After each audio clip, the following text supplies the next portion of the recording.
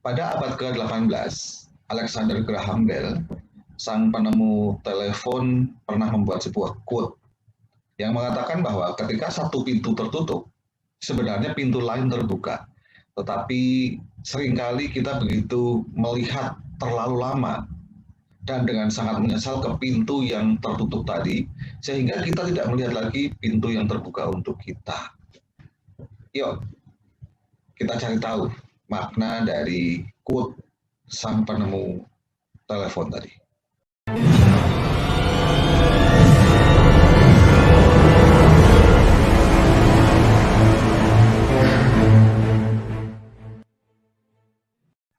Assalamualaikum warahmatullahi wabarakatuh. Salam sejahtera untuk kita semuanya, sahabat Kampung NLP, sahabat Kampung Terapi yang berbahagia. Perkenalkan, nama saya Hari Dewanto.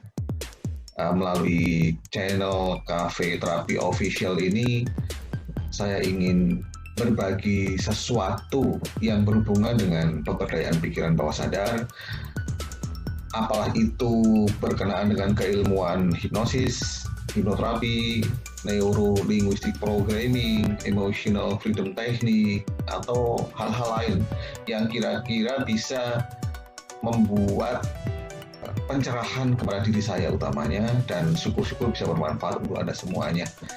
Nah, saya ingin bercerita sedikit mengenai apa itu cafe terapi.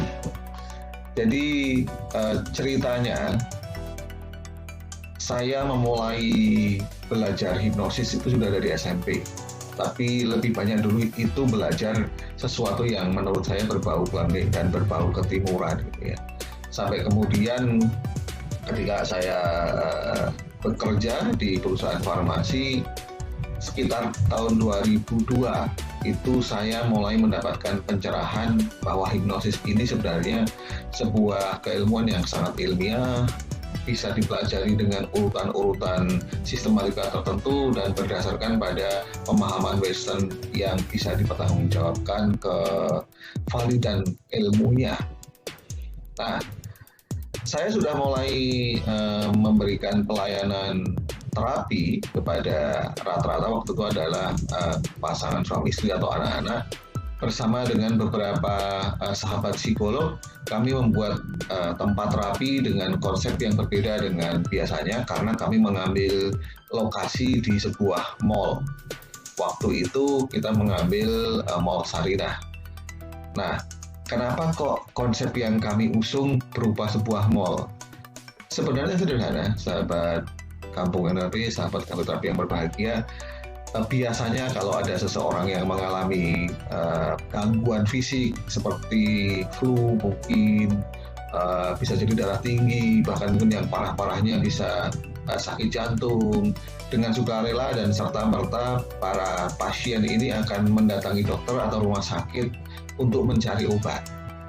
Menjadi berbeda ketika gangguan yang terjadi itu pada pikiran atau psikis mereka. Sangat jarang mereka mau dengan terang-terangan mendatangi psikolog, psikiater, atau mungkin bahkan hipnoterapis yang masih dianggap sesuatu yang berbau klinik. Kenapa? Karena mereka khawatir kalau dikira mereka itu mengalami gangguan pikiran atau psikopat, psikopatologi.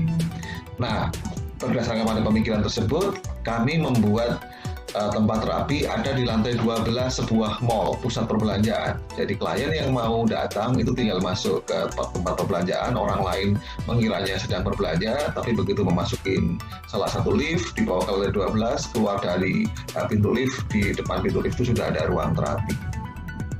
Nah, kemudian beberapa klien saya yang ada di Bogor, mereka mulai mempertanyakan kenapa tidak membuat cabangnya di Bogor, karena kalau ke Jakarta terlalu jauh, apalagi kalau yang dibawa adalah klien anak-anak.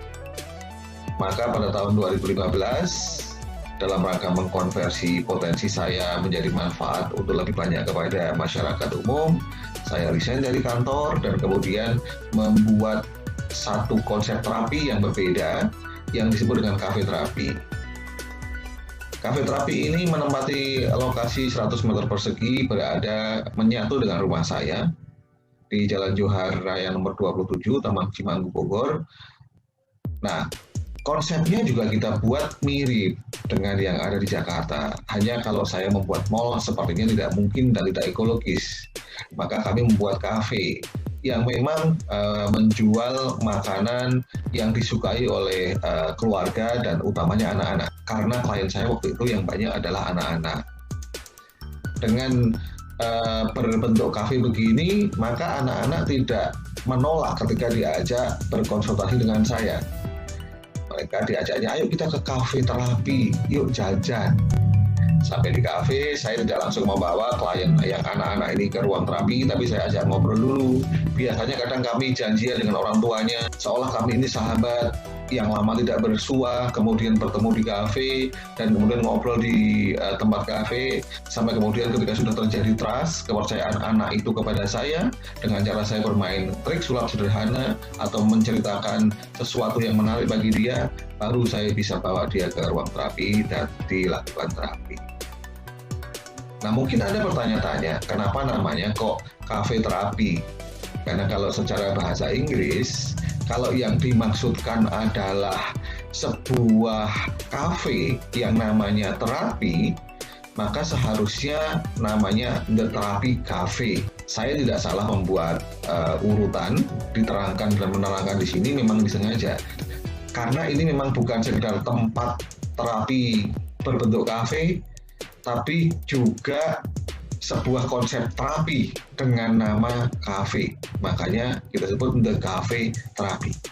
Kafe itu sendiri sebenarnya sebuah akronim, sebuah singkatan framework cara saya melakukan terapi kepada klien yang sudah saya susun kira-kira 10 tahun belakangan ini. C dalam hal ini disebut sebagai clear goal atau tujuan yang jelas. Seorang klien datang untuk dibantu mesti memiliki tujuan yang jelas. Nah, tujuan yang jelas ini dia harus tahu dia mau kemana, tujuan terapinya apa, dan dia harus tahu sekarang ada di mana sehingga tidak terjadi euforia. Tidak bisa mengatakan bahwa pasti sembuh karena semua tergantung pada klien. Yang kedua, dia harus memiliki kepekaan atas perubahan-perubahan kecil yang sudah terjadi dalam proses terapi yang nanti akan dijalankan. Yang ketiga, dia harus bisa menjalin hubungan dirinya dengan tujuannya tadi, supaya fokus menjalankan penugasan-penugasan yang diberikan. Nah, yang keempat, dia harus fleksibel. Ketika satu cara kurang berhasil, maka dia harus mau mencoba cara yang lain. Yang kedua, A adalah acceptance atau penerimaan. Jika klien sudah memiliki goal yang jelas, maka dia harus mulai menerima. Maksudnya apa? Dia harus menerima dulu situasi yang sedang terjadi pada dirinya. Karena semakin dia menolak, justru akan terjadi dorongan yang luar biasa dari dalam dirinya yang itu bisa mengakibatkan gangguan-gangguan pada langkah-langkah terapi yang selanjutnya. Arti penerimaan dalam teori psikologi adalah seseorang yang menyetujui realitas sebuah situasi, mengenali proses atau kondisi yang biasanya berupa sesuatu yang negatif tanpa berusaha untuk mengubahnya atau memprotesnya dulu. Konsep ini memiliki arti dekat dengan persetujuan yang berasal dari bahasa Latin yaitu acquiesce yang artinya mencari ketenangan. Penerimaan ini sebenarnya cukup dilakukan dengan cara dua hal. Yang pertama adalah dengan merasakan cinta kasih Allah, cinta kasih Tuhan yang sangat besar kepada diri kita. Dan yang kedua dengan memperbanyak rasa syukur yang sudah kita dapatkan atas segala sesuatu di masa lalu. Yang ketiga, F itu fokus and forgiveness. Fokus sendiri dimaknai dengan sangat sederhana. Saya akan meminjam makna dari mindfulness, yaitu kita cukup sadar utuh dan hadir penuh.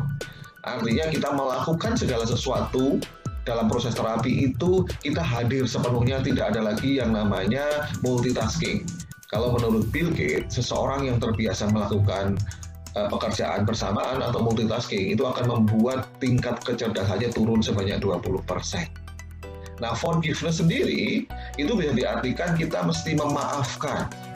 Memaafkan itu tidak harus menerima orang yang menyakiti. Memaafkan bukan memberi, memaafkan melepaskan. Orang yang tidak mau memaafkan itu ibarat seseorang yang terkena celurit dan dia membawa kemana-mana celurit itu yang masih tertancap di dalam tubuhnya. Retorika memaafkan hanya ada 4. Yang pertama adalah memaafkan orang yang bersalah. Yang kedua, minta maaf pada orang lain. Yang ketiga, memaafkan diri sendiri. Dan kemudian juga, dan yang keempat, memaafkan lingkungan sekitarnya. Akronim terakhir adalah E atau execute. Nah, dalam hal execute ini, saya biasanya menyarankan atau mencari tahu sumber daya yang sudah dimiliki oleh klien untuk kemudian memanfaatkan dalam rangka kesembuhannya. Teknik menjadi tidak penting lagi karena saya meyakini bahwa tidak ada satu teknik yang ampuh untuk semua klien. Tapi saya tahu bahwa setiap klien akan memiliki satu solusi yang sangat unik sesuai dengan keberdayaan atau sumber daya yang sudah dia miliki. Di dalam channel Cafe Therapy Official ini, saya ingin berbagi mengenai banyak hal, semoga bisa ada manfaatnya untuk Anda semua. Jika Anda berkenan, Anda bisa subscribe dalam channel ini, sehingga Anda bisa mendapatkan update-update dari video yang akan selalu kami posting. Terima kasih atas perhatiannya. Assalamualaikum warahmatullahi wabarakatuh, dan salam sejahtera untuk kita semuanya. Tetap semangat.